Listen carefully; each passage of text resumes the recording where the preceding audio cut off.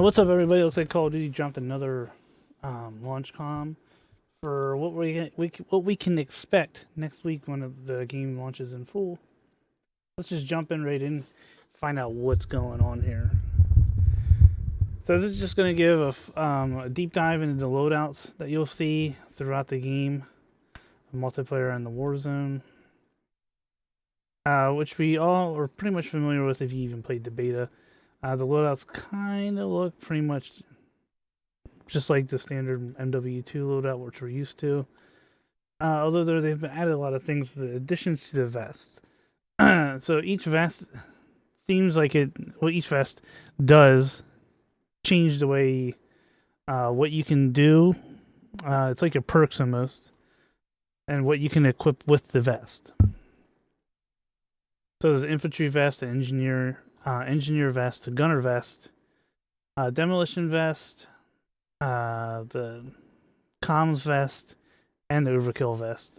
The infantry vest gives you equipment slot of 3, which is a tactical, lethal, and a field upgrade. And a gear slot, you get 3 gear slots so you can do gloves, boots, and gear.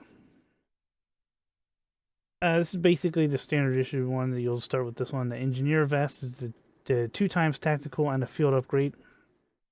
So you don't get a lethal with the engineer. And then you get 4 gear slots so you can do gloves, boots, and 2 other things of gear, which we'll cover here in a second. And then the gunner vest, I believe, is basically what we would call what used to be the classic overkill perk.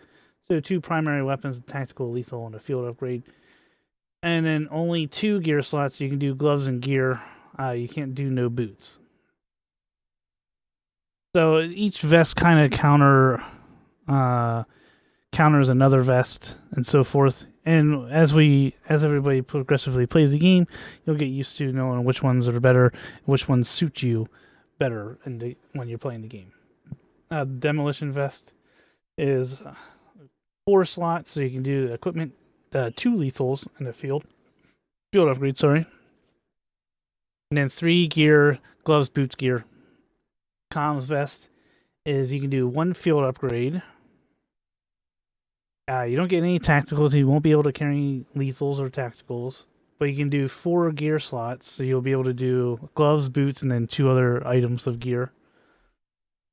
Team intelligence resource. Increased duration. Enemies stay on the radar and zooms out your radar for you and nearby allies. So this is important to note that some of these perks do help out your allies. So if you have one person who likes to do Overwatch, this is probably what they want to have.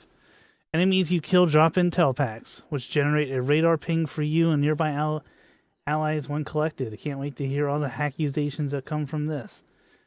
Almost similar. I would relate this to almost Resurgence. When you kill somebody, Resurgence, it pings where the other people are. Only this lets nearby allies see those pings as well.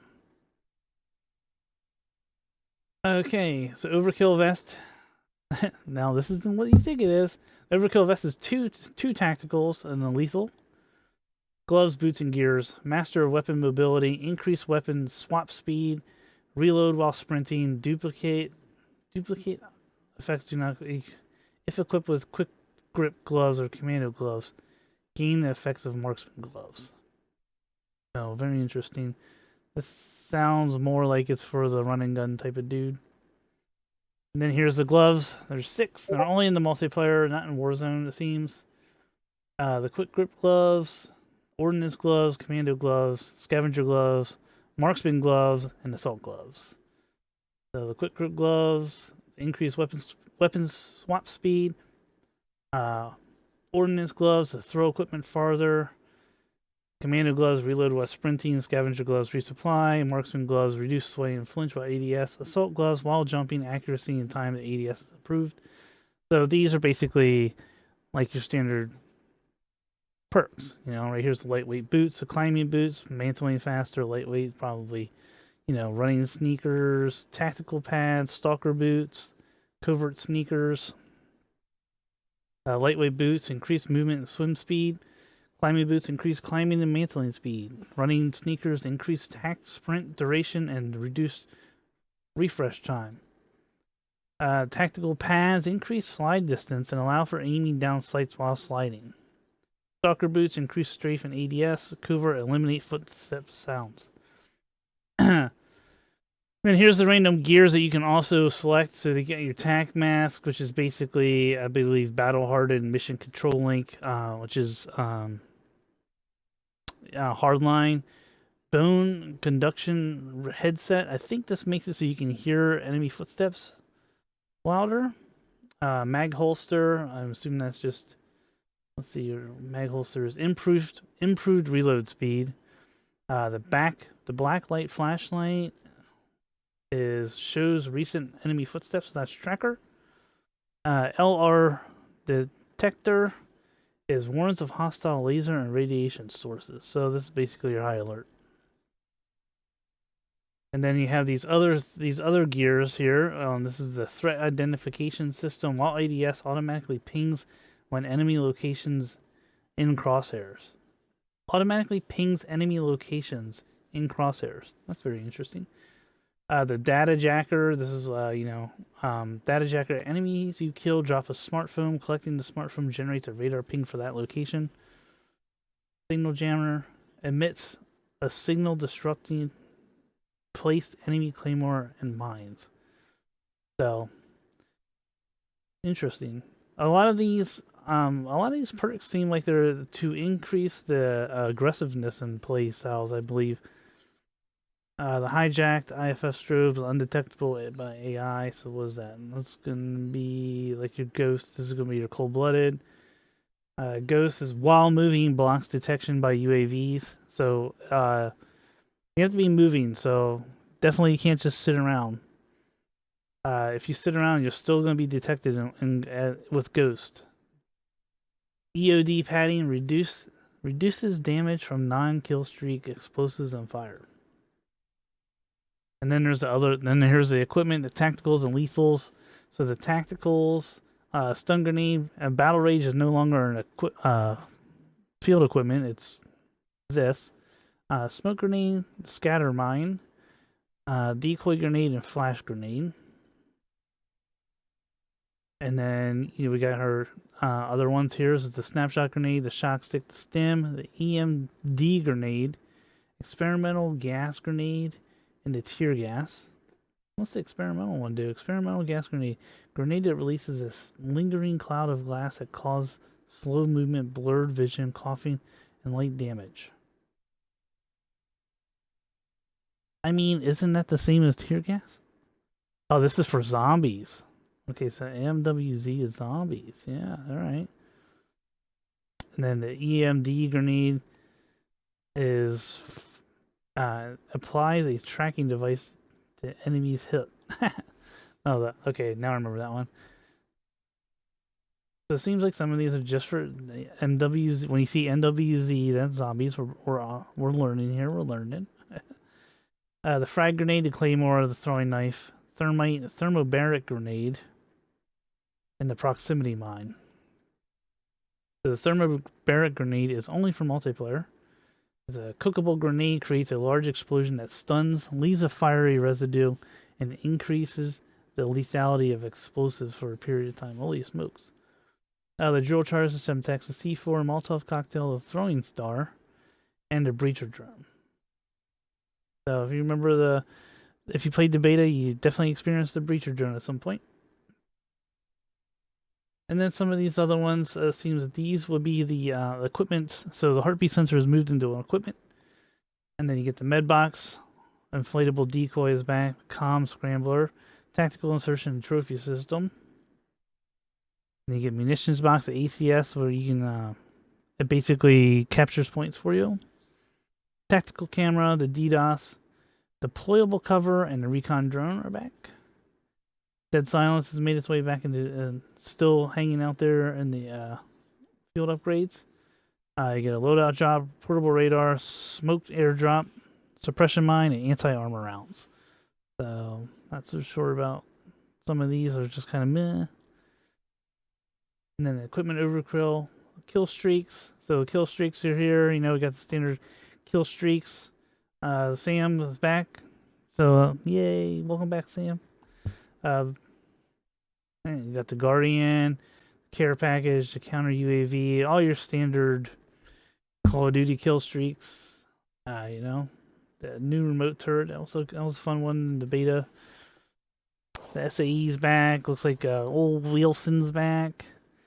The Juggernaut Recon. Get your VTOL jet, emergency airdrop, carpet bomb, advanced UAV, chopper gunner, gunship, Juggernaut.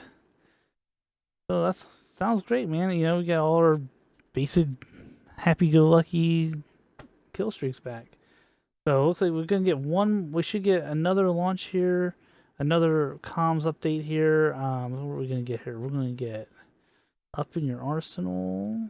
Okay, all the we get that one coming here. Cosmetic customizations and zombie stuff coming around the corner. All right, let's go find this. Let's go find this one here. This one up in your arsenal. Be right back. All right, here we are. Up in your arsenal, primary and secondary weapons detailed for Modern Warfare 3. So we're just going to breeze through this really quick because I'm pretty sure everybody already knows basically the bulk of this stuff. But preseason of Modern Warfare 3 brings an impressive arsenal of 37 different weapons, as well as 6 aftermarket parts to complete the 77 armaments carrying forward from Modern Warfare 2, and the 6 seasons of free weapon content.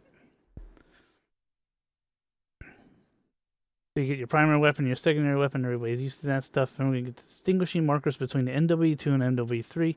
If you've been around for Call of Duty for a while, then this should all seem a little bit familiar with you since the last iteration, where we had 3 games in 1. Carrying forward confirmation. If you're a Modern Warfare 2 player with a sizable collection of weapons, these are carried forward at the weapon level you reached. So you can definitely unlock, level up all these guns in Modern Warfare 3. So that sounds amazing. Or you can extract, if you don't have the weapon, you can extract with the weapon in Modern Warfare Zombies, similar to what you could do in DMZ. Also, on weapon balancing, all of them MW2 weapons will receive a weapons pass by Sledgehammer Games. So it just sounds like they're just going to take all the guns, boil them down to 1, so that we're just level playing field with a lot of these guns. So that sounds good. Weapon selection, streamlining. These are the shortcut buttons along with the bottom of the screen. You'll follow preview, equip, and open gunsmith. So if you played the beta, it seemed pretty much cut and dry. You can mess around with your guns and stuff. The assault rifles, we're gonna get total available. We're gonna get +6 with Modern Warfare 3. So we can go over this real fast. The SVA 545, the MTZ 556, the Holger 556, MCW, the DG 58, the FR 556. Then go down here to the battle rifles. We're going to get 3 more with the Modern Warfare 3. So we're going to get the Bass B, Sidewinder, the MTZ 762. Going to come down here to the submachines. Going to get 6 more with the MW3. We're going to get the Striker, the WSP Swarm, basically like an Uzi, the MAR 9, the WSP 9, maybe that's an Uzi, I'm not sure with my Uzis, and the Rival 9, and the Striker 9. Come down here, the shotguns. Shotguns. We're going to get 3 more. I love shotguns. The Lockwood 680, the Haymaker, and the Riveter. We're going to the light machine guns. We're going to get 5 more. So we're going to get the Plumont, I don't even know how to say that, but the 762 looks like an RPK. We're going to get the DG58 LSW, the Holger 26, and the Bruin MK9. Ooh, hello, old friend. And the TAC Eradicator. Ooh, that looks fancy. I like that one. Marksman rifle is going to get 4. So we're going to get KVD Enforcer, MCW 6.8, the DM56, and the MTZ Interceptor. Sniper rifle's gonna get 3 more. So the Cat AMR, oh, this looks nice. I like it. The longbow and the KV inhibitor. Come on, give me a bolt action. This is a big old magazine as well. Pistols are gonna get 4 more. So we're gonna get the Core 45, the Renetti, the TYR. Holy cow! And the WSP Stinger. And we're gonna get 1 launcher with the MW3, and this is the RGL-80. But finally, we're gonna be able to use it in something that's not just Warzone. And so we're gonna get 2 melee weapons. We're gonna get the gutter knife, and we're gonna get this karambit. Sweet, and then we'll get these aftermarket parts. The following aftermarket parts are available immediately at launch, and each one has a designated unlock challenge. Expect further aftermarket parts to become available throughout each season via the weekly challenges system.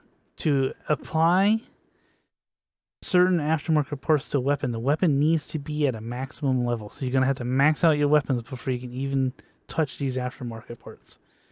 Note, for aftermarket parts unlocked via weekly challenges, once the challenges expire at the end of the season, the aftermarket part moves into the Armory Challenges section for a new and always available unlock challenge. So even if you don't get to it because you're on vacation or whatever, you'll still be able to go back and unlock it. That's good news and good to hear. So the Jack Raven kit. Versatile module, the 300 conversion of the MCW can be adapted to hit hard in nearly every combat scenario. So those sound like they're, basically what they say, aftermarket things that change your guns over to the different scenarios to make them more interesting, we'll say. A lot of these just seem like wow, holy moly, I like that. The bullpup kit. And you'll be able to unlock these as you go through. Modern Warfare 2 weapon balancing. So it looks like, since we covered this earlier, it said that they're going to balance all the weapons over. These aspects of Modern Warfare 2 weapons may be changed as part of this balancing process. Damage ranges, damage values, damage location multipliers, attachment value, attachment pros and cons values. Awesome. A robust weapon builder of the MPB. So this looks very basic, back to what we're kind of used to before. Building your weapon, as with MW2, building your weapon involves leveling up the weapon by obtaining weapon XP and unlocking modifications /stat. So we're all used to this.